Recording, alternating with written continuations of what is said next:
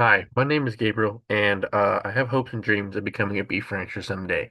My argument is that it's harder than ever for the new beef rancher to get started in the modern day world.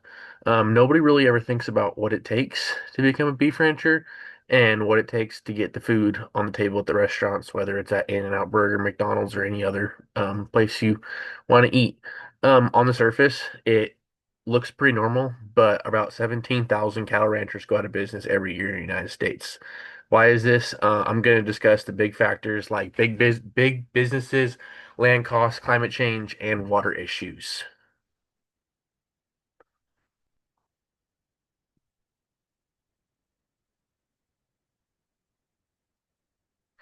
Um, every state grows beef, but there are about 700,000 cattle ranchers or operations in the United States. The U.S. used to be made up of almost entirely small ranchers, but there has been a growing control and influence of the big companies and large corporations that have been taking over the industry. People need to start standing up for small ranchers, especially for the people who believe more in humanely treated animals and better products.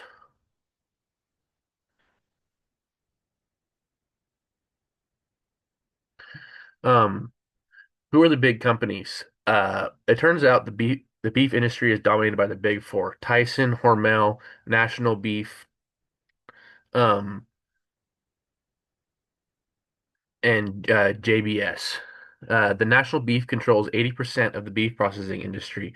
Since they own uh, the processing, they own power to one, set low prices when buying cattle, two, set high prices on retail stores, and three, they can afford to lobby the government to get regulations to serve their liking and their purposes.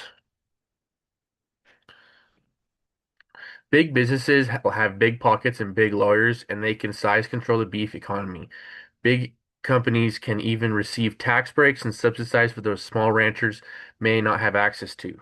Rising costs and affects the small operations. There are so many ranchers that lots of times end up losing money because all the costs they have to go through to sell their product, whether that's vet bills, transportation, fuel, equipment. It just they sometimes they come out losing money when they sell their product. Starting out as a new farmer is pretty tough, especially when you need to get your hands on land. A 2022 USD report shows that new farmers often have a hard time buying or leasing land.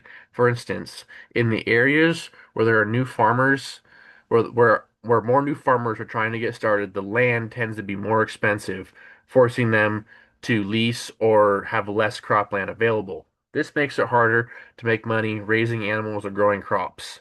These days, farmers are more often renting or leasing land, which isn't very stable, and it doesn't help them build a long-term wealth because they aren't able to own the land, and the lease sometimes always just is um not a long-term lease, and they can't afford to buy their land, so they have to lease it, but it doesn't work out in the long term for generational ranching because they have to pay again and again, and sometimes the lease gets dropped or the people who own the land don't want to lease it again. As noted in this article from the Beef Magazine, the combination of climate-related disruptions and ongoing environmental regulations is creating an environment where small ranchers are struggling to survive. Longer-lasting drought, reduced pasture, and natural forage, forcing small ranchers to buy costly feed.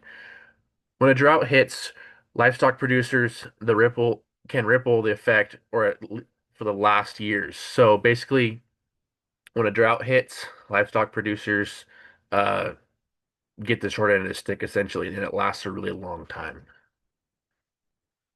Um, Battle over water rights have been a big part of the history of the United States, especially in the West. The fact is, much like beef processing and land costs, the water access and the legislation often favors the large corporations who have the ability to drill deeper or buy more water rights. When there is no water, there can't be any cattle operations, therefore forcing the ranchers to move or spend money on hauling water. This is just another example of another cost they have to in order to do to keep their animals alive. As shown on this slide, There are other market forces that challenge the small beef rancher, like the cost of fluctuations in profitability of certified organic beef. Small ranchers often can't afford the high costs and long timelines of getting certified and staying certified, even if they already operate organically. So if all their operations are organic, even though they're not technically certified, they can't be certified, therefore they can't sell or advertise being organic, even though everything else, even everything that they do is organic. This is just another way of rising costs of operations for small ranchers and could eventually force them to have to shut down or lose their organic certification per se. Um, when only a few big corporates run the industry, it makes it very unfair for other people who are just trying to get by.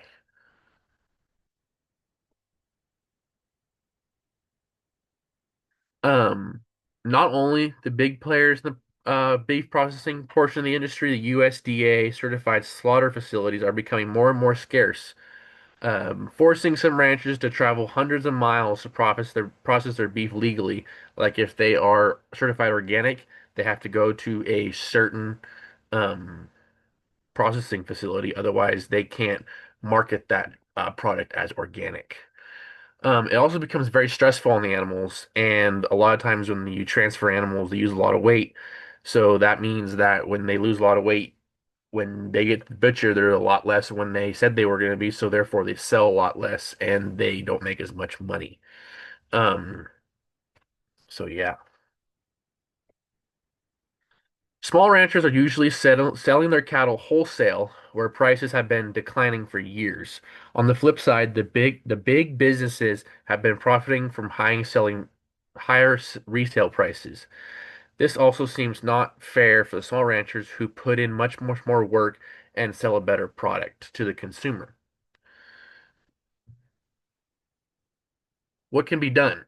As shown here, there are more challenges than ever for a small beef rancher. Is there anything that we can do? Yes, we can start educating the consumer on where their beef comes and how the industry works. We can work together to gather support from governmental grants and subsidies for smaller, sustainable operations. We can encourage people to make more informed decisions on the market.